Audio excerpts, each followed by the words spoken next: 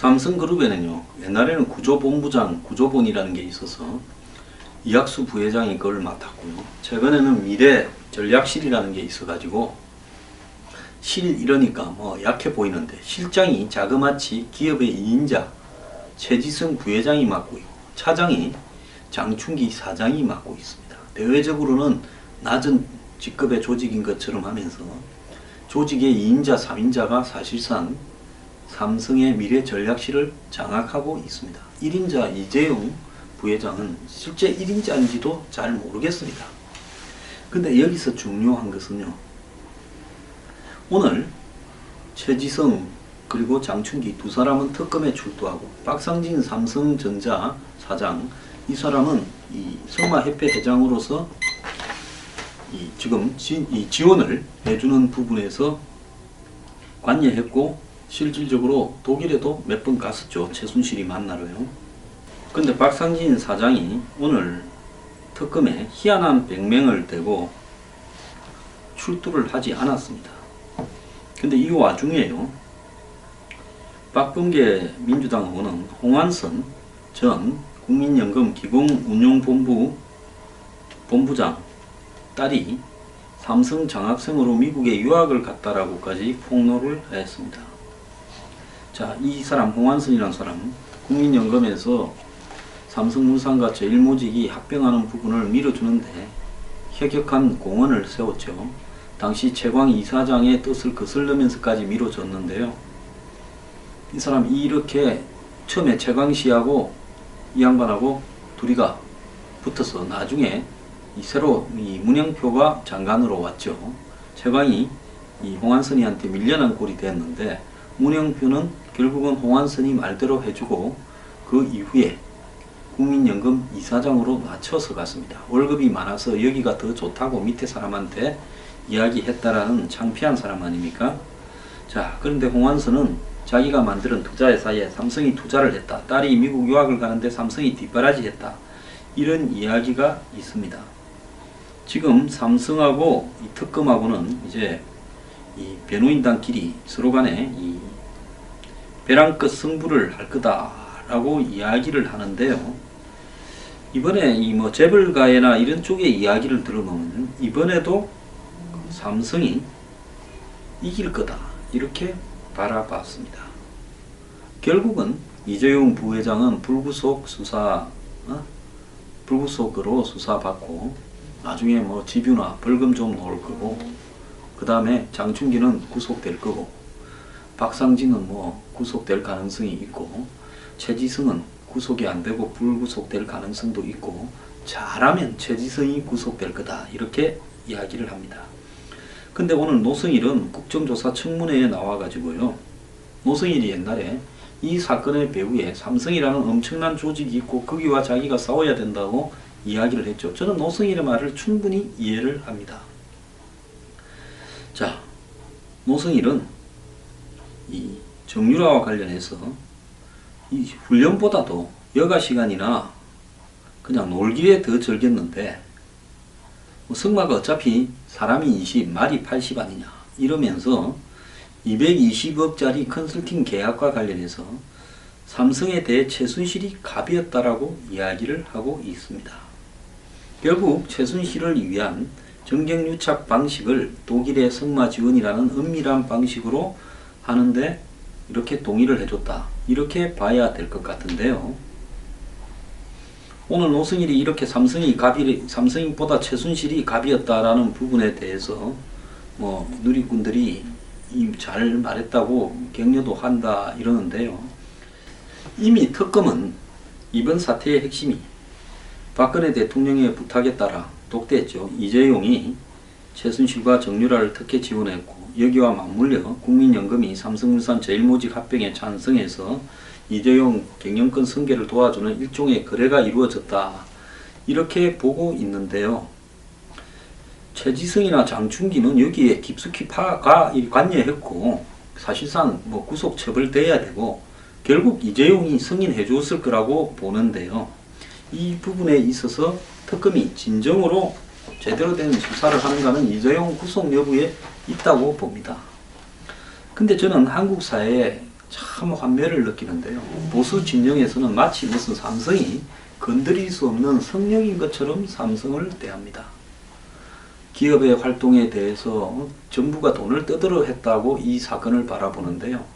자, 삼성과 박근혜 정권 최순실 간의 관계에서 누가 더 먼저 손을 내밀었을까요? 여러분은 박근혜 대통령이 먼저 내밀었다고 봅니까? 최순실이 먼저 내밀었다고 봅니까? 삼성에서 먼저 손을 내밀었다고 보십니까? 당연히 삼성에서 손을 먼저 내밀었다고 봅니다. 삼성은 박근혜 정부가 불편했고, 그래서 지난번 대선에서 박근혜보다는 문재인이나 안철수가 당선되기를 바랬고, 실제로 그렇게 좀 유도를 했을 거라고 봅니다만은, 많은 어떤 투표 참여율로 박근혜 대통령이 의외로 이겼죠. 마지막에는 다 질 거라고 봤습니다. 자, 이렇게 됐을 때 당혹스러운 삼성은 당연히 박근혜 정부를 움직이는 실세가, 진짜 실세가 누구인지를 찾았을 것이고, 그 실세가 최순실이라는 것을 파악하고 그 밑에 3인방이나 최경환이 있다, 이 정도까지를 파악하는 데는 시간이 별로 걸리지도 않았을 겁니다. 그 뒤에부터 삼성은 박근혜 정부에 대해서 이런저런 형태로 뭐 실세가 아주 단순하고 단촐하니까, 박근혜 대통령 같은 경우에는 이명박이나 전임 대통령과는 다르게 다루기가 매우 편리한 대상일 거라고 생각을 했을 겁니다. 거기에 가치관도 과거에 대통령과는 달리 좀 70년대에 올드한 생각을 갖고 있으니까 재벌이 포획을 하는 부분에 매우 쉬웠을 거라고 보고, 비용도 다른 정권보다는 훨씬 싸게 들어갈 거다, 이런 판단을 했고, 또 최순실이 삼성과의 파트너라면 최순실 하나를 다루는 부분은 매우 쉬울 수 있다, 이렇게 생각을 했을 거라고 봅니다.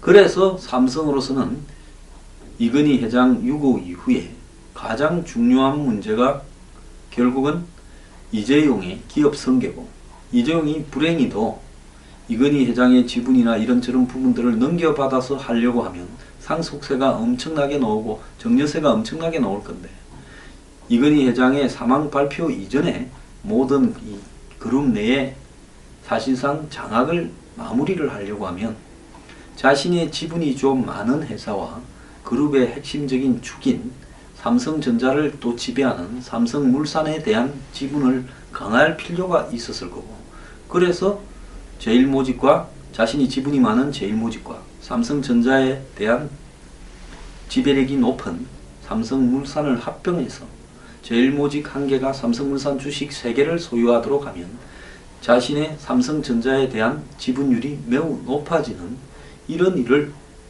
마무리 지으려고 했을 겁니다. 만약에 이건희 회장이 사망했다고 공식 발표를 하게 되면 이런 일을 하는 것이 어려워지겠죠. 법적으로도 여러 가지 문제가 생길 수가 있습니다.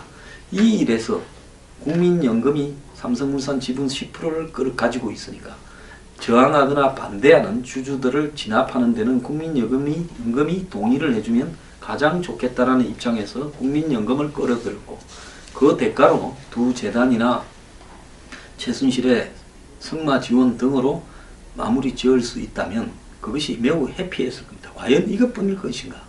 저는 다른 게 좀 더 있을 수 있다고 봅니다. 그렇지만 그런 내용들은 밝혀지지 않을 거라고 보고 있습니다. 그런데 아까 말씀드린 대로 한국의 이 보수 진영이라고 하는 사람들은 거의 삼성과 정경련, 자유경제원 이런 기관에서, 회사에서 말을 하는 자유시장 경제, 어떻게 보면 이런 자유시장 경제가 어디 있습니까? 주주들 간의 가치에 의해서 합병을 하든가 말든가 하는 것이지, 국민연금이 손을 들어줘서 수천억 손해를 보면서도 합병에 찬성해주는 정부 주도에, 그럼으로써 나머지 주주들을 병신으로 만들어버리는, 그리고 국민연금을 죽으라고 수십 년 내온 사람들을 바보로 만드는 이런 것이, 이것은 자유시장 경제가 아니라 정실 자본주의의 대표적인 모습이고, 관료적 병폐가 자본주의에 어떻게 스며들어서 썩게 만드는가를 보여주는 대표적인 정경유착의 사례라고 봅니다. 그런데 이런 부분들을 자유시장 경제 운운하면서 홍보하고, 또 거기에 경제학 교수들이 달라붙고, 각종 학회가 달라붙고 모두가 한국 사회에서는 삼성을 찬양을 합니다. 그러면 이 보수 진영은 그것이 자유시장 경제의 마치 원칙적인 모습이냐, 이 지경이 벌어져도 삼성을 비판하는 사람 하나도 없습니다. 정상적인 올바른 보수라면 왜 삼성이 박근혜 정권과 최순실 이렇게 타락시켰는가에 대해서 비판하고 공격을 하는 사람이 하나라도 나와야 정상이라고 봅니다. 이것뿐만 아닙니다. 좌파 진영에서 한번 보십시오. 물론 광화문에서 집회하는 사람 중에 이재용 회장 이렇게 미니어처를 만들어서 수갑차는 모습을 한 사람도 있지만은, 그래도 삼성 본사 앞에 몰려가서 데모 한번 하는 좌파들 없습니다. 정경련 앞에 같이 삼성 앞에는 하나도 안 갔습니다. 이것이 보여주는 게 뭐겠습니까?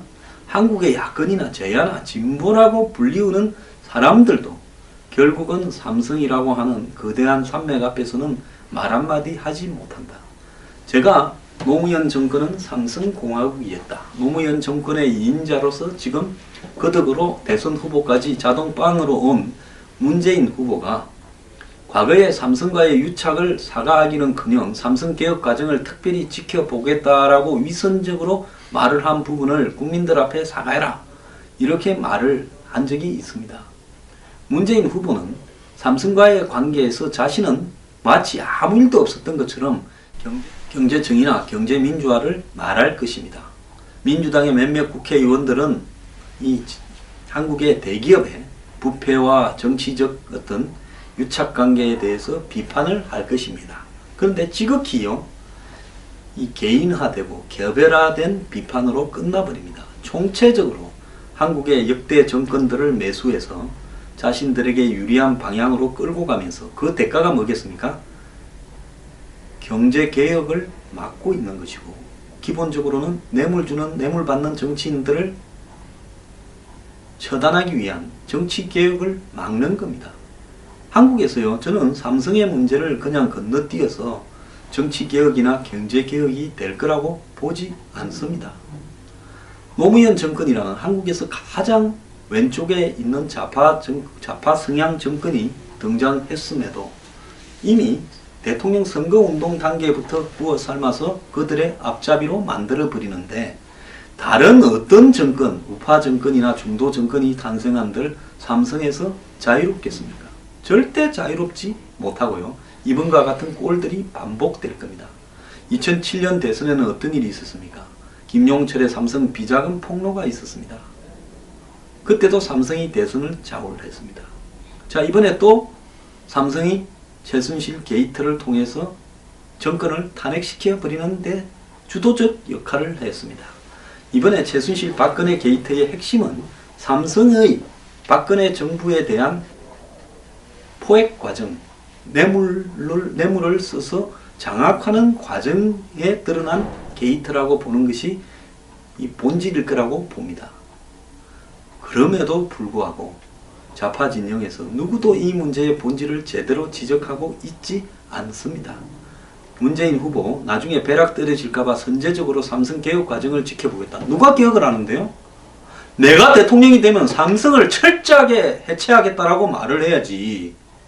누가 개혁을 해요? 낱말을 합니까? 유체이탈화법 쓰는 겁니까? 결국은요, 문재인이나 안철수나 박원순이나 이재명이 된들 삼성은 개혁되지 않습니다.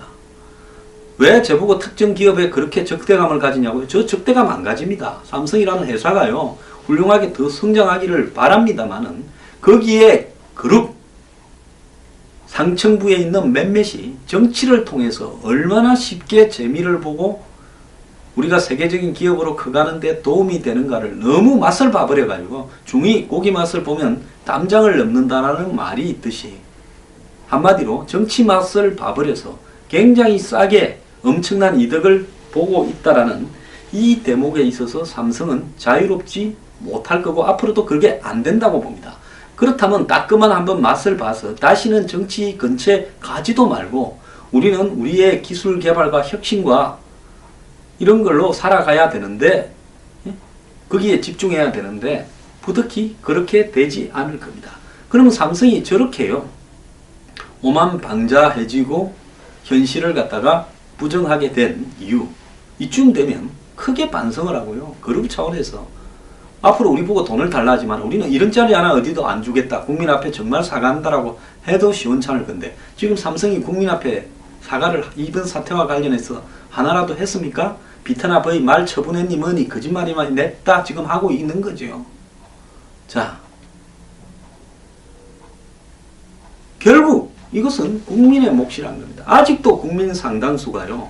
정치적으로는 정치인한테는 적대감을 가지고 분개를 하지만 그 정치인을 뒤에서 장악하고 있는 한국의 거대 정경유착 기업에 대해서는 비판 한마디 할 줄 모르고 1000만 명이 넘는다고 시위를 자랑할 게 아니라 1000만 명 중에서 10,000명이라도 삼성 앞에 가서 데모를 한번 아래 저기 박근혜 대통령 지키자는 사람 기왕에 강남역까지 행진했으면 강남역 사거리에 삼성그룹 본사 사옥 있지 않습니까? 그 앞에는 왜 한 번도 안 갑니까? 삼성그룹 본사 사옥 지하에 가면 좋은 식당들 많지 않습니까? 그 식당에서 정경유착 비난 밥 먹기 투쟁을 한번 하시지 그랬습니까? 이랬어요. 대한민국은요. 말로만 좌파 우파하고 자빠졌지 전부 다 돈 많은 부패 세력에 대해서는 전부 침묵하고 외면하고 있습니다. 국민들도 여기에 비판하지 않습니다. 나라 꼬라지가요. 이 지경이 되는 데는 이유가 있습니다.